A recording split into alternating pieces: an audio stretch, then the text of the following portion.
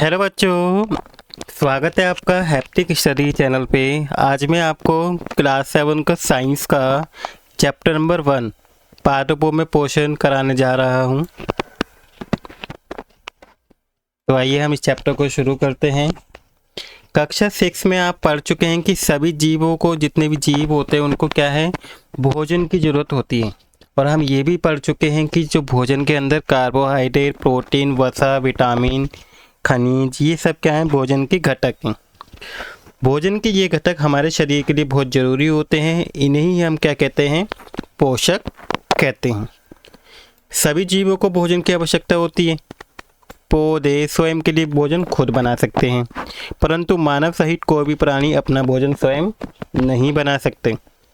वे किन पर डिपेंड होते हैं? वो पादपों पे, पेड़ पौधों पे डिपेंड होते हैं अपने भोजन को ग्रहण करने के लिए। अतः मानव तथा अन्य प्राणी प्रत्यक्ष तथा परोक्ष रूप से पेड़ पौधों पर ही क्या होते हैं, पादपों पर ही निर्भर करते हैं। अब पादपों में पोषण विधि किस तरीके से होती है? केवल पादप ही एक ऐसे जीव है जो जल, कार्बन डाइऑक्साइड और खनिज, ठीक है, इन 3 चीज़ों को यूज़ करके वो अपना खाना बनाते हैं। और ये सभी पदार्थ उनके परिवेश में उपलब्ध भी हैं। पोषक पदार्थ सजीवों की शारीरिक संरचना, वृद्धि तथा क्षतिग्रस्त भाव के रखरखाव के लिए समर्थ बनाते हैं तथा विभिन्न जैव प्रक्रमों के लिए आवश्यक ऊर्जा भी ये प्रदान करते हैं। सभी सजीवों के द्वारा भोजन ग्रहण करने एवं उसके उपयोग की विधि को, जितने भी सजीव हैं जो ये भोजन को ग्रहण करते हैं और जो इसका उपयोग करते हैं, इस विधि को ही हम क्या कहते हैं बच्चों, पोषण कहते हैं। और यही पोषण की वह विधि जिसमें जीव अपना भोजन खुद संश्लेषित करते हुए स्वपोषण कहते हैं, जो अपना खाना खुद बनाते हैं। अतः ऐसे पादपों को स्वपोषी कहते हैं, क्योंकि पेड़ पौधे ऐसे हैं जो अपना खाना भोजन खुद बनाते हैं। जंतु एवं अधिकतर अन्य जीव पादपों के द्वारा संश्लेषित भोजन ग्रहण करते हैं। इन्हें हम क्या कहते हैं, विषमपोषी कहते हैं, जो दूसरों पर डिपेंड होते हैं, जो पेड़ पौधों से अपना भोजन को ग्रहण करते हैं, उससे क्या कहते हैं बच्चों, विषमपोषी कहते हैं। तो हमने क्या पढ़ा, पोषण। और इसकी पोषण जो है वो 2 तरीके के हो गए। एक हो गया स्वपोषी जो खुद खाना बनाते हैं, और दूसरा विषमपोषी जो दूसरों पर डिपेंड, पेड़ पौधों पर डिपेंड होते हैं। इसका नेक्स्ट टॉपिक अब आता है प्रकाश संश्लेषण। पत्तियां पादप की क्या होती है, खास फैक्ट्रियाँ होती है। मतलब कि जो पेड़ पौधों के अंदर जो पत्तियां होती हैं वो क्या होती है, खाने बनाने की एक तरीके से फैक्ट्री का काम करती हैं, क्योंकि पत्ती ही एक मेन भाग है जिसके थ्रू पेड़ पौधे क्या करते हैं, खाना बनाते हैं। अतः सभी कच्चे पदार्थ पत्तियों तक पहुंचाने चाहिए। मृदा में उपस्थित जल एवं खनिज जड़ द्वारा अवशोषित किए जाते हैं तथा तने के माध्यम से पत्तियों तक पहुंचाए जाते हैं। पत्ती की सतह पर उपस्थित छोटे छोटे क्या होते हैं, रंध्र होते हैं, छेद बोलते हैं जिनको, उनको हम क्या कहते हैं, रंध्र बोलते हैं। उसके द्वारा वायु में उपस्थित कार्बन डाइऑक्साइड प्रवेश करती है उसी से। और ये रंध्र क्या होती है, द्वार कोशिका के द्वारा क्या होते हैं, घिरे हुए होते हैं, और इसे ऐसे छिद्रों को हम क्या कहते हैं, रंध्र कहते हैं। जल एवं खनिज वाहिका के द्वारा पत्तियों तक पहुंचाए जाते हैं, जो वाहिका होती है पेड़ पौधों में उनके द्वारा। और ये वाहिका नली के समान होती है जो जड़ तथा तना एवं शाखा एवं पत्तियों तक फैली होती है। पोषकों को पत्तियों तक पहुंचाने के लिए ये वाहिका एक सतत मार्ग बनाती है सीधा। पादपों में पादप के परिवहन के विषय में हम जब आगे के चैप्टर में भी देखेंगे। पत्तियों में एक हरे रंग का वर्णक होता है जिसे क्या बोलते हैं बच्चों, क्लोरोफिल कहते हैं, जिसकी वजह से पत्तियां कैसे दिखाई देती हैं, हरी हो दिखती हैं। ये क्लोरोफिल के कारण होती है। क्लोरोफिल सूर्य के प्रकाश की ऊर्जा को ग्रहण करने में पत्ते की सहायता करता है। इस ऊर्जा का उपयोग जल एवं कार्बन डाइऑक्साइड को खाद्य संश्लेषण में भी होता है, क्योंकि खाद्य संश्लेषण सूर्य के प्रकाश की उपस्थिति में होता है, इसलिए इसे प्रकाश संश्लेषण भी कहते हैं। अतः हमने देखा कि क्लोरोफिल, सूर्य का प्रकाश, कार्बन डाइऑक्साइड, जल और प्रकाश, ये सब संश्लेषण के लिए जरूरी है। और इस पृथ्वी पर ये आदित्य प्रक्रम है। पत्तियों के द्वारा सौर ऊर्जा संग्रहित की जाती है तथा पादपों में खाद के रूप में इकट्ठी हो जाती है। तो सभी जीवों के लिए सूर्य ऊर्जा का एक स्रोत है, जिससे क्या मिलती है, ऊर्जा मिलती है। प्रकाश संश्लेषण न होने की स्थिति में खाद उपलब्ध नहीं होगा। सभी जीवों को अस्तित्व प्रत्यक्ष और परोक्ष रूप से क्या होगा, पादपों द्वारा निर्मित भोजन पर निर्भर करता है। और इसके अतिरिक्त सभी जीवों के लिए परावश्यक ऑक्सीजन भी प्रकाश संश्लेषण के द्वारा ही उनको मिलती है। प्रकाश संश्लेषण की अनुपस्थिति में पृथ्वी पर जीवन क्या हो जाएगा, एकदम से अस्त व्यस्त हो जाएगा अगर प्रकाश संश्लेषण पेड़ पौधे नहीं करेंगे तो। क्योंकि प्रकाश संश्लेषण ही ऐसी प्रक्रिया है जिसके थ्रू हमें ऑक्सीजन मिलती है, जिसके थ्रू वो खाना बनाते हैं, जिसके थ्रू हमें भी भोजन प्राप्त हो पाता है। प्रकाश संश्लेषण के दौरान पत्ती की क्लोरोफिल युक्त कोशिकाएं सूर्य के प्रकाश की उपस्थिति में कार्बन डाइऑक्साइड एवं जल से कार्बोहाइड्रेट संश्लेषण करती है और इस प्रक्रिया को निम्न समीकरण के द्वारा दर्शाते हैं। ये समीकरण देखिए, कार्बन डाइऑक्साइड प्लस जल मिलता है सूर्य की प्रकाश क्लोरोफिल के थ्रू, और क्या बनता है, कार्बोहाइड्रेट बनता है, यानी कि पेड़ पौधों का ये खाना बनता है और ऑक्सीजन गैस निर्मित करते हैं। तो इस प्रक्रिया में ऑक्सीजन क्या हुई, निर्मित होगी, कार्बोहाइड्रेट पत्तियों में मंद स्टार्च के रूप में इकट्ठा हुआ और पत्ती के स्टार्च की उपस्थिति प्रकाश संश्लेषण के प्रक्रम का ही संपन्न होना दर्शाता है। स्टार्च भी एक प्रकार का क्या होता है बच्चों, कार्बोहाइड्रेट होता है। देखिए प्रकाश संश्लेषण का ये चित्र देखिए, पत्तियां हैं, पत्तियों को क्या हो रहा है, सूरज से सौर ऊर्जा मिल रही है, ठीक है, और कार्बन डाइऑक्साइड गैस को क्या कर रहे हैं, ये ले रहे हैं और ऑक्सीजन को बाहर छोड़ रहे हैं। ये पत्तियों में जो ग्रीन कलर का ये क्लोरोफिल है और ये जड़ एवं खनिज कहाँ से मिलता है, ना जड़ों से मिल रहा है।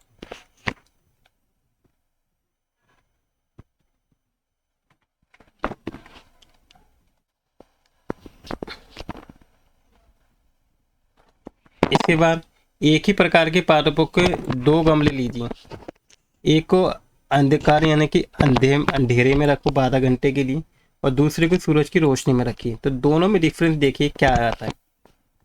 अपने अवलोकन को फिर नोट कीजिए। 3 से 4 दिनों के लिए सूर्य के प्रकाश में रख दीजिए तथा पुनः इसकी पत्ती को आयोडीन परीक्षण कीजिए।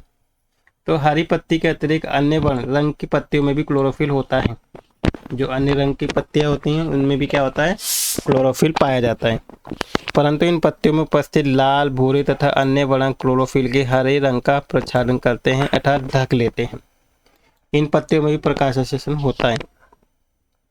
आपने गीली दीवारों पर तालाब अथवा ठहरे हुए जलाशय में हरे अपकी देखी होंगी एवं सामान्य कुछ जीवों की वृद्धि के कारण शैवाल देखी होंगी, जिन्हें इन्हीं को हम क्या कहते हैं, शैवाल्स कहते हैं। देखिए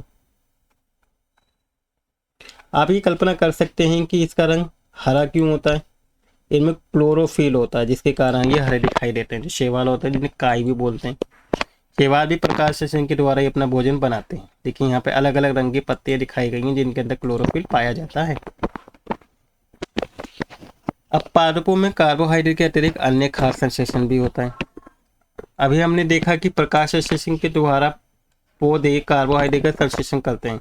अब कार्बोहाइड्रेट कार्बन, हाइड्रोजन एवं ऑक्सीजन से बनते हैं और इनका उपयोग खाद्य के अन्य घटकों के संश्लेषण में भी होता है। परंतु प्रोटीन नाइट्रोजन पदार्थ हैं जिनमें कार्बन, ऑक्सीजन तथा हाइड्रोजन के अतिरिक्त नाइट्रोजन भी होता है। तो ये पेड़ पौधों में नाइट्रोजन आता कहाँ से? वायु में नाइट्रोजन गैस अवस्था में प्रचुर मात्रा में पाई जाती है, हमें ये पता है, परंतु पादप इसका अवशोषण इसी रूप में नहीं कर सकते। मिट्टी में कुछ विशेष जीवाणु होते हैं जो गैसीय नाइट्रोजन को उपयोगी यौगिक में बदलकर मृदा में छोड़ देते हैं। फिर ये विलेय पदार्थ पादपों के द्वारा जल के साथ अवशोषित कर लिया जाता है नाइट्रोजन को, और फिर किसान अपने खेतों में उर्वरक तथा खाद भी डालते हैं, ये भी देखा है, जिसमें नाइट्रोजन पदार्थ मिला हुआ होता है।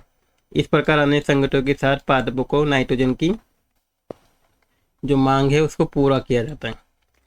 इसके बाद पादप खाद के अन्य संगठन जैसे कि प्रोटीन एवं वसा का भी संश्लेषण भी करते हैं। तो पादपों में पोषण की अन्य विधियां, कुछ पेड़ पौधे ऐसे भी हैं जिन्हें क्लोरोफिल नहीं पाया जाता, फिर वो अपना भोजन कैसे संश्लेषण करते हैं, वे कैसे जीवित रहते हैं। मनुष्य व अन्य प्राणियों की तरह ये पादप भी अपने पोषण के लिए दूसरे पादपों पर निर्भर होते हैं, जिन्हें क्या बोलते हैं, विषमपोषी बोलते हैं। जिसे आपके चित्र 1.5 देखिए, इस चित्र को देखिए ध्यान से, ये किसका है, अमरबेल का पेड़ है।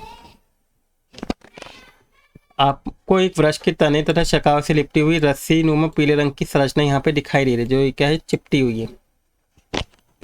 ये अमरबेल का पेड़ है और जिसमें क्लोरोफिल नहीं होता है। ये अपना भोजन उस पादप से प्राप्त करते हैं जिस पर ये चिपटे हुए होते हैं। जिस पर ये आरोहित होते हैं। ऐसे पौधों को हम परपोषी पौधा कहते हैं, क्योंकि अमरबेल जैसे परपोषी को अमूल्य पोषक से वंचित करते हैं। इन्हें परजीवी भी कहते हैं। क्या हम एवं अन्य जंतु भी बता सकते हैं जो दूसरों पर डिपेंड होते हैं? क्या आपने ऐसे पेड़ पौधों को देखा अथवा उनके विषय में सुना है जो पादपों का भक्षण करते हैं? कुछ ऐसे पादप जो कीड़ों को पकड़ते हैं और उन्हें पचा जाते हैं। ऐसे पौधे हरे या अनेक किसी रंग के हो सकते हैं। जैसे चित्र में आपको दिखाया गया 1.6 चित्र में देखिए ना, इन्हें घटपर्णी पौधे बोलते हैं। इसकी घड़ी के समान दिखाई देने वाली संरचना वास्तव में उसकी पत्तियों का ही रूपांतरित होता है, जैसे घड़ी की तरह दिख रहा है। पत्ती का शीर्ष भाग घड़े के ढक्कन बनाता है। घड़े के अंदर अनेक रोम होते हैं जो नीचे की ओर ढलकते रहते हैं अर्थात अधोमुखी होते हैं। जब कोई कीट घड़े में प्रवेश करता है तो ये क्या करते हैं, रोमों के बीच फंस जाता है और घड़े में उपस्थित पाचक रस द्वारा कीटों का पाचन हो जाता है। कीटों का भक्षण करने वाले ऐसे पादप जो कीड़ों को क्या करते हैं, उसका भक्षण करते हैं, उन्हें कीटभक्षी पादप कहते हैं। वीनस, फ्लाई ट्रैप तथा सेनेट्यूब कीटभक्षी पादपों के क्या हैं, ये उदाहरण है। इसके बाद नेक्स्ट टॉपिक हमारा आता है मृतजीवी। आपने बाजार में मशरूम बिकते हुए देखे होंगे।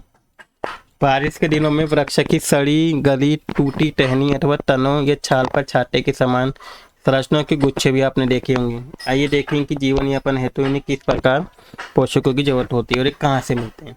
देखिए ये रहा,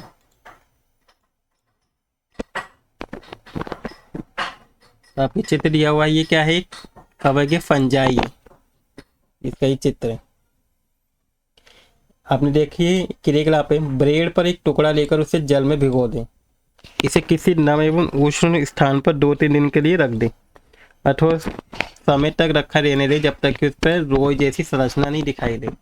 ये धब्बे किस रंग के हैं? किसी आवर्धक लेंस से सूक्ष्म दृष्टि की सहायता से देखें तो हमें को क्या देखने को मिलेगा? तो इसमें एक जीव दिखाई देगा, वो क्या है, कवक या फंजाई। इनकी पोषण प्रणाली अथवा पोषण विधि अलग प्रकार की होती है। ये मरे हुए सड़ने वाले वस्तुओं की सतह पर कुछ पाचक रसों का स्राव करते हैं तथा इसे साधारण विलय के रूप में बदल देते हैं और इसके बाद वे इस विलयन का भोजन के रूप में क्या करते हैं, अवशोषण कर देते हैं। इस प्रकार की पोषण प्रणाली को, जिसमें जीव किसी मृत विघटित जैविक पदार्थों से पोषक प्राप्त करते हैं, उसे मृतजीवी कहते हैं, जो मरे हुए जीव से अपना भोजन प्राप्त करते हैं। अमृतजीवी पोषक प्रणाली का उपयोग करने वाले जीव जो होते हैं उनको क्या कहते हैं, मृतजीवी कहते हैं। कवक अचार, चमड़े, कपड़े एवं अन्य पदार्थ पर उगते हैं। ये उन स्थानों में भी उगते हैं जो नम एवं गर्म होते हैं। कवकों की वृद्धि के लिए वर्षा ऋतु सबसे अच्छी परिस्थिति होती है, जिसमें वो एकदम से क्या करते हैं, वृद्धि करते हैं। और इसी कारण वर्षा ऋतु के दौरान अनेक वस्तुएं कवकों की वृद्धि के कारण नष्ट तथा अनुपयोगी हो जाती हैं। अपने अभिभावक की सहायता से कवक के द्वारा होने वाले जो नुकसान, उनसे क्या क्या नुकसान होते हैं उसके बारे में आपको जानना है। कवकों के जीवाणु वायु में उपस्थित होते हैं। जब वे किसी ऐसे जैव पदार्थ अथवा उत्पाद पर बैठते हैं जो नम एवं उष्ण है तो वे अंकुरित होकर नए कवक को जन्म दे देते हैं। क्या आप बता सकते हैं कि हम अपनी वस्तु को कवक द्वारा खराब होने से किस प्रकार हम उनको क्या कर सकते हैं, बचा सकते हैं? कुछ जीव एक दूसरे के साथ रहते हैं तथा अपने आवास एवं पोषक स्तर एक दूसरे से शेयर भी करते हैं। ऐसे जीवों को क्या कहते हैं, सहजीवी संबंध कहते हैं, जो अपने चीज़ों को एक दूसरे के साथ शेयर करते हैं। जैसे कुछ कवक वृक्षों की जड़ों में रहते हैं। वृक्ष कवक को पोषण प्रदान करते हैं, बदले में उन्हें वो जल एवं पोषक के अवशोषण में सहायता देते हैं। वृक्ष के लिए इस संबंध का विशेष महत्व होता है। लाइकेन कहे जाने वाले कुछ जीवों में 2 भागीदार होते हैं। इनमें से एक शैवाल है, दूसरा कवक, एक दूसरे को भागीदारी देते हैं। शैवाल में क्लोरोफिल होता है जबकि कवक में क्लोरोफिल नहीं होता। कवक शैवाल को रहने की जगह देता है, जल एवं पोषक तत्व उपलब्ध कराता है और उसके बदले में शैवाल प्रकाश संश्लेषण के द्वारा से खाना प्रदान करता है। इसके बाद हमारा नेक्स्ट टॉपिक आता है मृदा में पोषकों की पुनः पूर्ति किस प्रकार की जाती है। इस टॉपिक को मैं अपने नेक्स्ट पार्ट 2 में कराऊंगा। पार्ट 1 में हम यहीं तक रखते हैं। आई होप आपको जो भी मैंने आज के टॉपिक कराया कुछ अच्छे समझ में आ गए होंगे और और आपको वीडियो भी अच्छी लगी होगी। अगर आपको वीडियो अच्छी लगी तो बच्चों प्लीज़ वीडियो को लाइक कर दीजिएगा, और अगर आप इस चैनल पर नए हैं तो प्लीज़ चैनल को सब्सक्राइब कर दीजिएगा। Thank you for watching video.